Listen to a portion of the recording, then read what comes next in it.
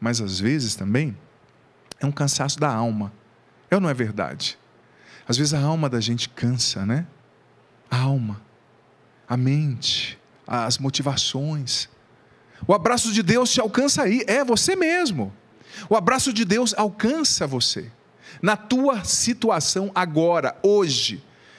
E eu gosto tanto de uma passagem do livro do profeta Isaías, na qual Deus diz através do autor sagrado: olha, o meu braço não é pequeno demais para salvar, para alcançar você. Ou seja, eu te alcanço, eu te encontro em qualquer situação.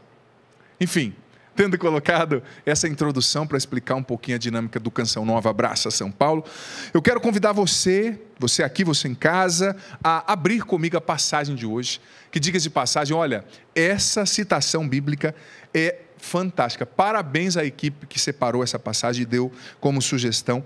Eu gosto demais, porque essa passagem, eu já adianto, é uma passagem que você deveria escrever ou imprimir, colocar lá na porta do seu quarto, na beirada ali da sua cama, na soleira da sua porta, na tua cama, no banheiro, no espelho do banheiro, porque a gente precisa lembrar disso aqui todos os dias. Veja bem, essa palavra é importante porque eles estavam ali na sala do cenáculo, né? Eles estavam na sala do cenáculo, onde também aconteceu a última ceia. Muito provavelmente isso aqui foi depois da última ceia. Então, essas foram as últimas palavras de Jesus, antes dele ser traído, antes dele ser entregue, antes dele morrer na crucifixão, dele ressuscitar, dele padecer, né? Então, sabe aquele último testamento, aquela palavra testamento mesmo, que é muito importante, que é uma direção? João, capítulo 16, versículo 33. João 16, 33. Como eu disse, é uma passagem que vale a pena ler, reler, triler. Vamos lá então.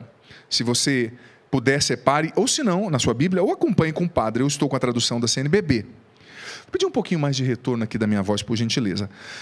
Eu vos disse, é Jesus dizendo, como eu falei, eu vos disse essas coisas, para que em mim tenhais a paz. No mundo tereis aflições, mas tende coragem, porque eu venci o mundo. Mais uma vez, eu vos disse essas coisas para que em mim tenhais a paz. No mundo tereis aflições, mas tende coragem, porque eu venci o mundo. Olha só. Eu vos disse essas coisas. Que essas coisas? Jesus estava falando aqui, era o último discurso de Jesus, isso como eu disse. Jesus falou que ele iria enviar o Paráclito, o Espírito Santo. Jesus falou que ele ia ser entregue, que ele ia ser crucificado. Jesus tinha falado que um discípulo o iria trair. E depois ele fala: olha, eu falei todas essas coisas para vocês, mas é para que vocês tenham a paz em mim. Então veja bem, 4 coisas essa palavra nos revela. A primeira é isso. Jesus estava falando de tribulação, Jesus estava falando de problema, Jesus estava falando de traição, Jesus estava falando de crucifixão, de morte, de abandono. Mas ele disse: guardem a minha palavra, porque mesmo no meio de tudo isso, dessa confusão, se vocês guardarem a minha palavra, vocês terão paz em mim. Vocês terão paz na minha pessoa, vocês terão paz na minha presença. Então veja bem, ele estava falando, Jesus foi muito honesto, e essa pregação vai ser muito sincera, muito honesta também. Ele estava dizendo: olha, a chapa vai ferver, o bicho vai pegar, mas vocês podem enfrentar tudo isso com paz no coração. Vocês podem enfrentar tudo isso, guardando a minha palavra, vocês terão paz em mim. Paz em mim. Primeira coisa que Jesus fala, então, é possível ter paz nele, no coração, mesmo no meio da tormenta, mesmo no meio da tempestade. Segunda coisa que Jesus fala, e isso aqui é muito importante: no mundo tereis aflições. No mundo tereis aflições. Olha, eu gosto demais de Jesus, nós vamos perceber isso na missa hoje à tarde, eu vou presidir a missa também às 3h30, você é convidado a acompanhar, que Jesus não amacia não, tá? Ele não alivia. Ele está dizendo: olha, eu os amo, eu vou dar minha vida por vocês, vocês são preciosos, vocês valem o preço de cada gota do meu sangue, mas vocês vão ter aflições. Vocês vão enfrentar sofrimento. Segunda coisa. Primeira, nós podemos ter paz no meio da guerra, no meio da tormenta. Segunda, vamos enfrentar sofrimentos. Terceira coisa que essa palavra fala. Depois eu vou explicar uma por uma, óbvio. Mas a terceira realidade. Jesus nos dá uma ordem. E existe uma diferença, o Padre Jonas nos ensina, fazendo o estudo bíblico, que a gente tem que identificar nas passagens bíblicas as ordens de Deus.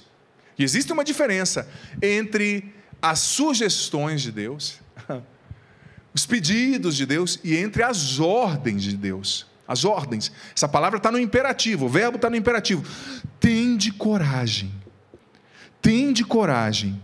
No mundo tereis aflições, mas, a tradução do CNBB, tende coragem, é o verbo do imperativo. Tenha coragem, tende coragem. Em outras traduções, tenha bom ânimo. Tenha bom ânimo. Por quê? Terceira coisa precisa ter coragem. E a quarta coisa que essa palavra nos revela, a quarta realidade, porque eu venci o mundo.